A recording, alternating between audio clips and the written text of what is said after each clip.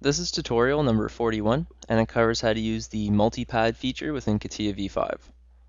To start off, open up the new Catia v5 part. Now, what we're going to do in this tutorial is cover the multi-pad, and what that is it's just like the pad feature, except that from one sketch with multiple profiles, we're able to extrude multiple pads with different heights. So to start off, the multi-pad is found right here, and you can find it if you click Insert, Sketch Base Feature, and Multi-Pad. So what we have to do first is create a sketch with multiple closed profiles.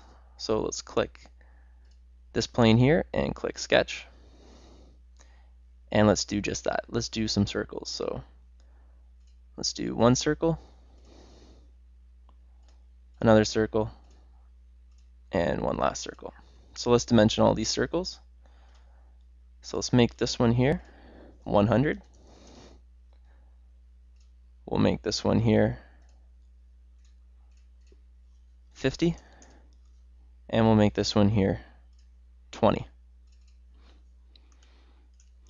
Now if we click the Sketch Analysis tool, so let's go to Tools, Sketch Analysis, we're going to see that we have 3 closed profiles. So we're going to be able to make 3 multi-pads with different heights. So now let's get out of this workbench and let's use the multi-pad. So let's get multi-pad and click the sketch. And now we have 3 different closed sketches that we get to put different heights and dimensions for. So as you go through it, you're able to change how high each of them are going to go. So let's click the first one and let's make it 100. Click the next one and let's make it 50. And we'll click the last one and we'll make it 20. Now click Preview and you get to see all 3 previewed. So you can see that from the one sketch we're going to have 3 different heights of an extrude. Now let's click OK. And now we have our 3 different heights from the one sketch. Now if you open up your part body, you can see that there is a multi-pad and the one sketch. And if we want to adjust this, all we have to do is double click on the multi-pad and we're back in here and we're able to change the dimensions. So for 100, let's put it down to 10. Click OK. And now it's only at 10. Now let's do a few more. So let's click this plane here, click Sketch, and let's do a few squares. So let's draw some squares up here.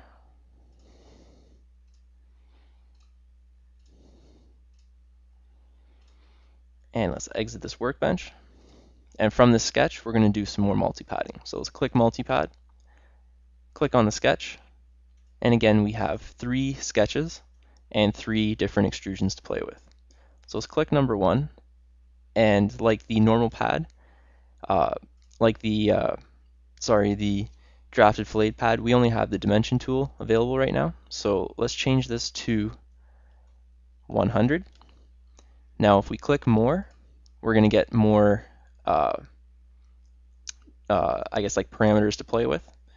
So as we've extruded it out, you can reverse the direction and it's going to change where it's going to extrude. Now you can keep playing with that and you can make a second dimension, a second limit off of it. So let's do 300, click Preview, and you can see that it's going to go 300 behind it. So the second limit is like the reverse direction, but we're also able to reverse it and make it go 300 or whatever we want in the opposite direction. So now let's click this one here. Let's make it go 50 one way, and let's make it go 50 the other way. Click Preview, and if we zoom in, we've made kind of like a cube, and it looks like it's this is like a midplane, and it's extruding out both ways. And let's do the last one. We'll make it 100.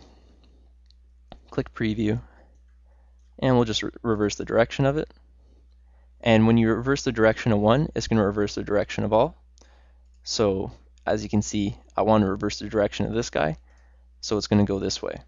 Now say that I only wanted this to go 100 that way and 300 that way. I'm going to have to go back in and adjust it. So I'm going to make the first one 300 and the last one 100. Click preview, and now I got the dimensions and the look I want. Then just click OK, and you get your multi-pad extrude.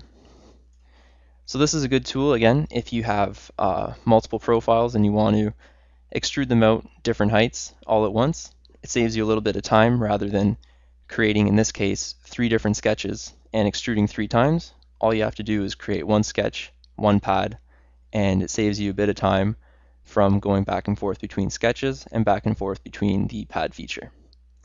And that concludes our tutorial on how to use the multi-pad feature within Catia v5.